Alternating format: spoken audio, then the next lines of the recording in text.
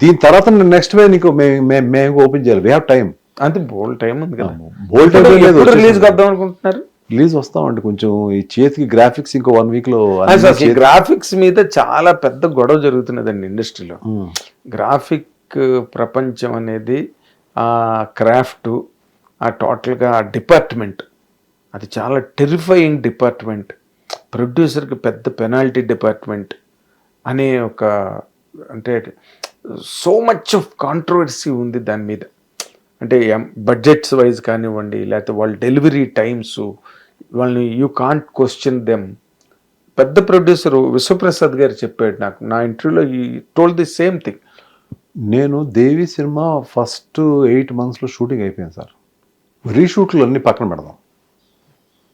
ఆ 8 months తర్వాత మొత్తం తీసి ఎంత వచ్చిందో చంక్ మొత్తం తీసి బ్లూ మ్యాట్లు ఏం తీసాము, లేదంటే ఈ షార్ట్లు కావాలి, లేదంటే some shorts have to be created, అన్నీ వచ్చాయి. తీసుకుని బాంబేలో ఒక పెద్ద కంపెనీకి తీసుకెళ్ళిస్తే 2 years పట్టింది, 2 years పట్టింది. మరి అప్పుడు నేను అనుభవించినవాడిని కదా మొత్తం టెన్షన్. ఇప్పుడు అదే టెన్షన్ ఇంకా ఉంది. దానికి మెంటల్గా ప్రిపేర్ అవ్వాలి. బట్ కొంత అవగాహన తెచ్చుకున్నాం కాబట్టి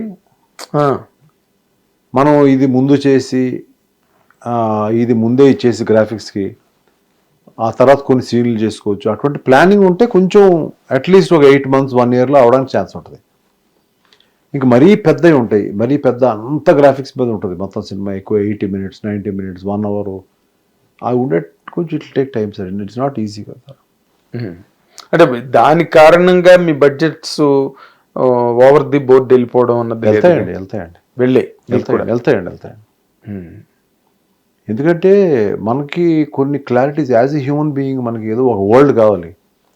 ఆ వరల్డ్లోని ఒక ఐటమ్కి ఏదో మనకి క్లారిటీ, మనం అంటే ఎట్లా చెప్తాం, ఏదైనా ఒక సీన్ చూసి దొబ్బేసాం అనుకోండి, ఓకే ఇలా చేసేయండి అని చెప్పేస్తాం.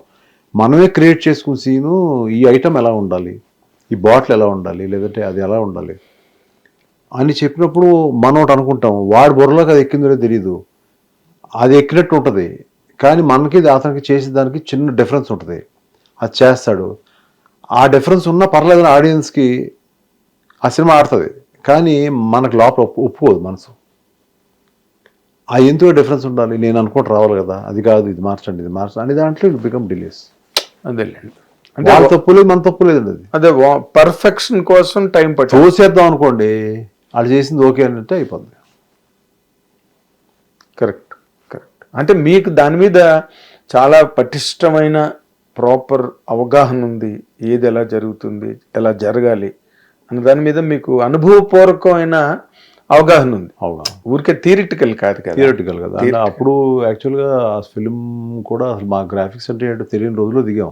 అవును, గ్రాఫిక్స్ అంటే ఏంటో నేర్చుకున్నాం. That was the first pan India. ఇవాళ పాన్ ఇండియా కాదు, that was the first. Devi was the first pan India film. అన్ని లాంగ్వేజ్ రిలీజ్ సినిమా అదే. అప్పుడు మాకు పాన్ ఇండియా అనే సౌండ్ లేదు. ఈ లాంగ్వేజ్ అంటే ఆ లాంగ్వేజ్ అంటే ఈ లాంగ్వేజ్ అనేవాళ్ళం తప్ప పాన్ ఇండియా పేరు లేదు. అవును, that was the first pan India. దానికంటే ముందు అమ్మోరు వచ్చింది, మిగిలిన ఫిల్మ్స్ వచ్చింది. అన్ని లాంగ్వేజ్ ఎవరు రిలీజ్ చేయలే. తెలుగు తమిళ్ రిలీజ్ చేసేవారు. అదే మేము అన్ని లాంగ్వేజెస్ రిలీజ్ చేశాను నేను ఆ సినిమా. అస్సలు నాన్ స్టారర్ ఫిల్ము అంత పెద్ద హిట్ అవడం అన్న లిస్ట్ ఉంటే దేవి టాప్స్. 4.5 కోట్లు అయింది అనుకోండి సినిమాకి. 1.5 కోట్లు తీద్దాం అనుకున్నాను. ఒకే 50 lakhs గ్రాఫిక్స్కి ఇచ్చాము, 1 కోటి రూపాయలు సినిమాకి ఇచ్చాము అనుకున్నాను. అప్పుడండి 30 ఏళ్ళ క్రితం చెప్తున్నాను. 4.5 crores అయింది. అంటే 4 times అయింది.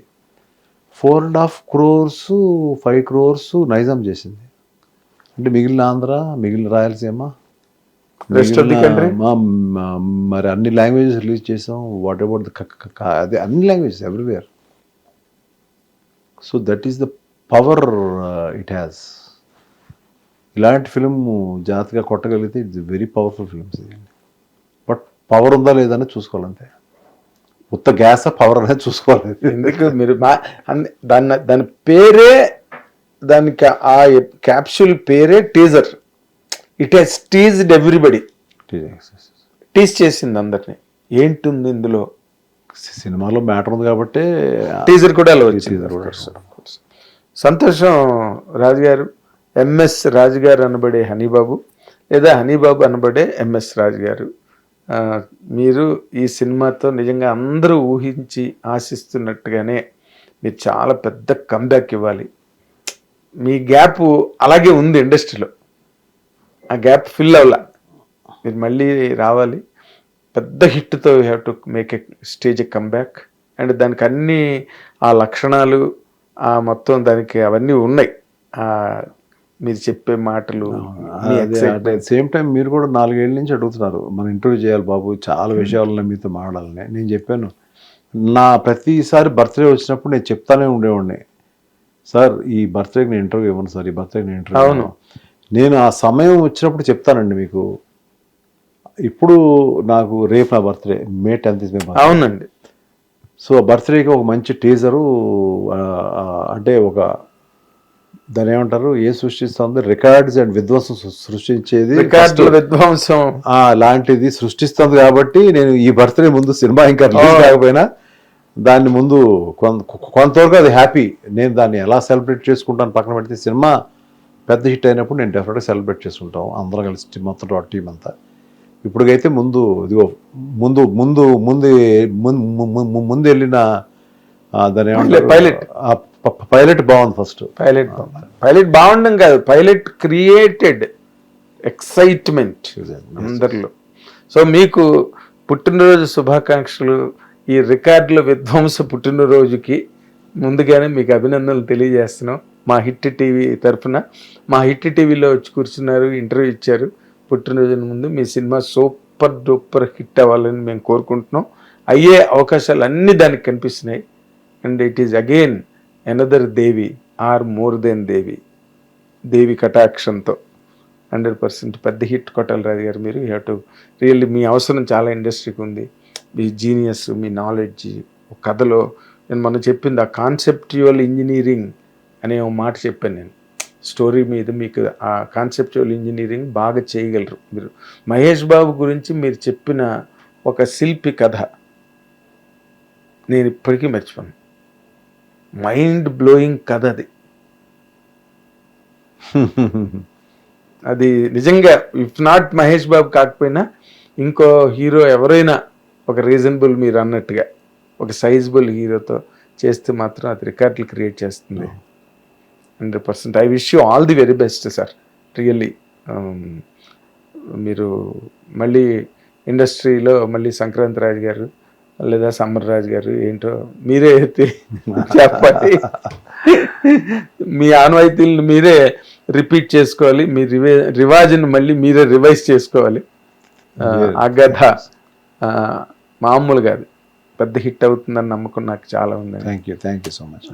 ఎందుకంటే నేను దేవి రిలీజ్ అయినప్పుడు దాని మీద ఒక అద్భుతమైన రివ్యూ రాశాను. అందరూ అద్భుతంగా ఉందని. దాసనారాయణ లాంటి ఆయన చదివి చాలా బాగా రాశావు నాగేంద్ర దేవి గురించి అని చెప్పి ఆయన పర్సనల్గా నాకు ఫోన్ చేసి చెప్పారు. సో మళ్ళీ అలాంటి రివ్యూ నేను ఈ రోజున యూట్యూబ్ వేదికగా మీ సినిమాకి ఇవ్వాలి, అది పెద్ద హిట్ అవ్వాలి. Thank you so much. Good luck, all the very best Raju garu. Thank you. ఇది ఎంఎస్ రాజు గారు. అప్పట్లో ఆయనకి మనీ స్పిన్నింగ్ రాజు అని పేరుండేది. ఇప్పుడు మళ్ళీ ఆ ఫేజ్, ఆ చాప్టర్ మళ్ళీ ఈ రోజున అగధ సినిమాతో మళ్ళీ పునరావృతం అవుతుందని మొత్తం పరిశ్రమ, అవతల వాణిజ్య విభాగం అందరూ నమ్ముతున్నారు. అండ్ ఈజ్ ఆల్సో ఆయన నోట్లోంచి వచ్చింది రికార్డుల విధ్వంసం అని. సో దాన్ని మనం అందరం కూడా ప్రతిపాదిద్దాం, సమర్థిద్దాం. వాటన్నిటినీ కూడా మనం కూడా బలంగా నమ్ముదాం. విల్ మేక్ అగధ a very very big success only for the advantage of the film industry. అలాంటి మేకర్స్ ఎప్పుడు కూడా సక్సెస్లో ఉంటే సినిమా ఇండస్ట్రీకి బ్రహ్మాండమైన బలం. కాబట్టి let us wish him all the very best. Thank you watching.